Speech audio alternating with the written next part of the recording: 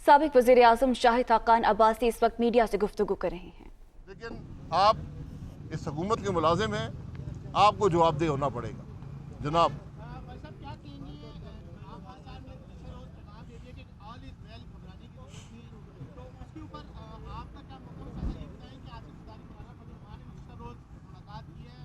Vote of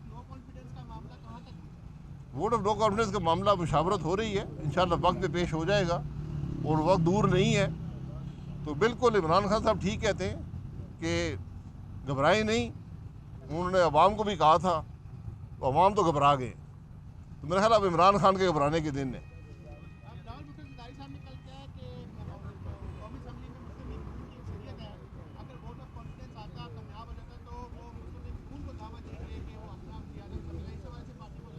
یہ ان کی مہربانی ہے، لیکن ہمارا ہمیشہ موقف رہا ہے کہ اس کے بعد کوئی حکومت بنانے کی ضرورت نہیں ہے، آپ کو عوام کے پاس جانا ہوگا، کیونکہ اس ناکام نظام کا حصہ بننے کا مقصد کوئی نہیں ہے۔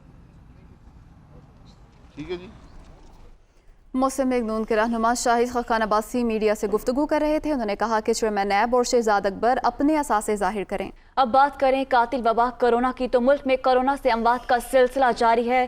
گزشتہ 24 گھنٹوں کے دوران مزید 13 افراد دم توڑ گئے۔ NCOC کے مطابق پاکستان میں کرونا سے مجموعی اموات کی تعداد 30,053 ہو گئی ہے، جبکہ ایکٹیو کیسز کی تعداد 67,227 ہے۔ ملک میں 15,02,641 افراد کرونا سے متاثر ہوئے، 14,06,361 صحت یاب ہو چکے۔ اعداد و شمار کے مطابق 961 نئے مریض سامنے آئے۔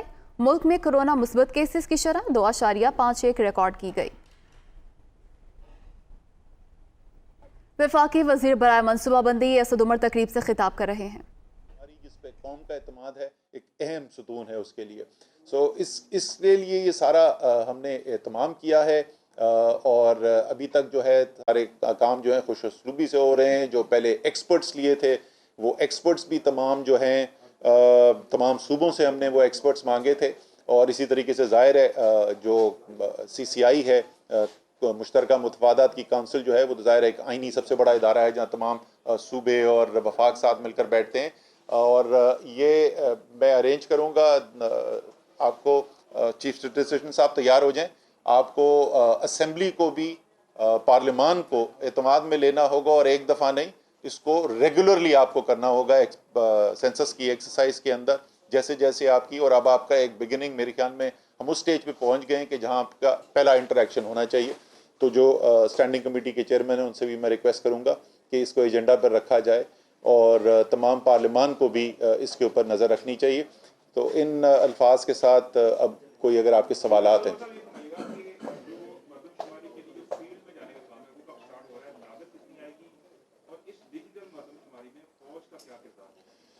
سب آخری سے شروع کرتے ہیں۔ فوج کا کردار سیکیورٹی کا ہوگا، صرف ان کا ڈیٹا اور ٹیکنگ کے اندر اور سینسس کے اندر براہ راست انوالومنٹ نہیں ہے، صرف سیکیورٹی کا رول ہوگا ان کا۔ جہاں تک لاگت کا تعلق ہے، وہ اس وقت جو ہمارا جو کیپٹل کاسٹ تھی، جو ہم نے یہ پورا سافٹ ویئر اور ہارڈ ویئر لینا ہے، اس کا تو فائنل ہو گیا، انفیکٹ کوئی ڈیسیشن بھی ہو گیا۔ کیا فائنل نمبر کیا تھا؟ تقریباً 10 ارب کے لگ بھگ تھا۔ 10 ارب روپے کے قریب کا ہارڈ ویئر اور سافٹ ویئر لیا جا رہا ہے۔ اس کے علاوہ بھی سیکیورٹی وغیرہ کے ایسٹیمیٹس ہمارے پاس آنے ہیں۔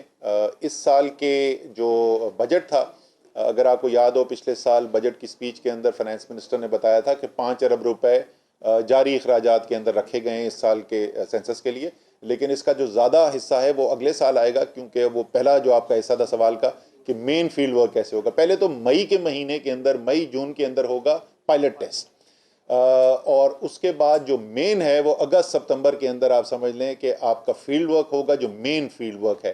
اور اس کے بعد نومبر کے مہینے میں آپ کا پوسٹ جو سینسس انومریشن جو ہے نا، آڈٹ کیا جائے گا سیمپلنگ بیسس پہ۔ تو اس دفعہ بیسٹ پریکٹسز کو ملحوظ خاطر رکھتے ہوئے ہمارا پائلٹ ٹیسٹ بھی ہو رہا ہے اور پوسٹ انومریشن آڈٹ بھی ہو رہا ہے۔ ابھی آپ نے یہ اندازہ آپریشن رد الفساد کو آج 5 سال پورے ہو گئے۔ DGISPR کی جانب سے یہ کہنا ہے آپریشن کا مقصد 2 دہائیوں کی جنگ اور دہشت گردوں کا خاتمہ کرنا تھا۔ آپریشن کا مقصد کامیاب جنگ کے بعد حاصل فوائد کو مربوط بنانا ہے۔ آپریشن رد الفساد کا اہم ترین مقصد پاکستانی عوام کی سیکیورٹی یقینی بنانا تھا۔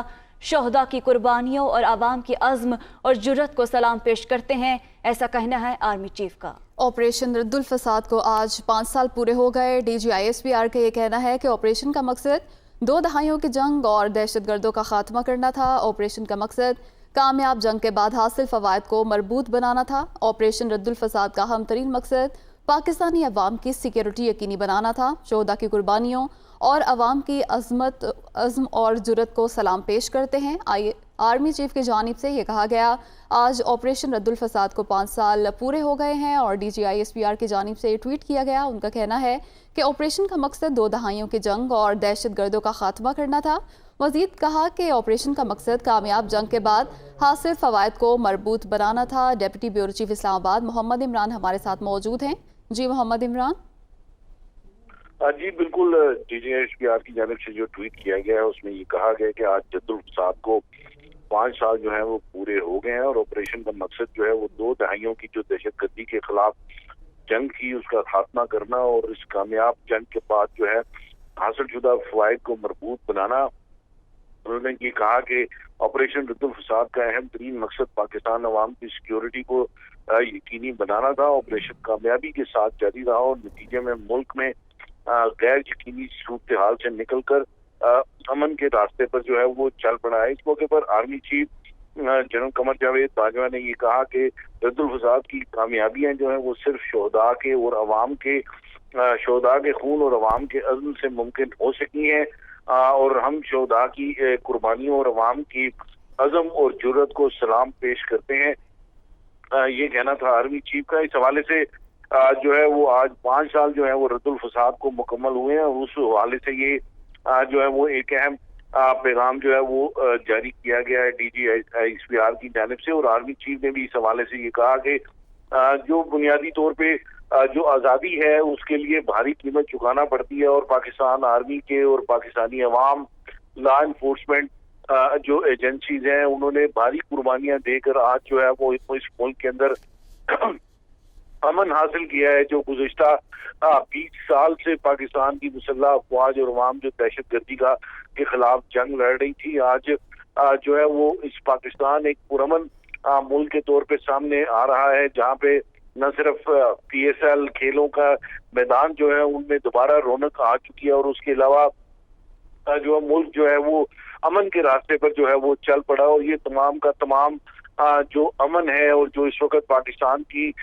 जो सूरत हाल है जो देर पा इस्तेहकाम की तरफ चल रही है उसमें बुनियादी किरदार जो है वो उन शोहदा की अजीम कुर्बानियों का है जिन्होंने अपने खून से मादरे वतन की जो है वो हिफाजत की और उसके साथ साथ अवाम का अज़म अवाम ने जिस अज़म के साथ इस जंग को लड़ा है वो भी जो है काबिल सताइश है। ये कहना था आर्मी चीफ का कि इनकी कुर्बानियों के बगैर और अवाम के अज़म के बगैर ये जंग जीतना मुश्किल थी।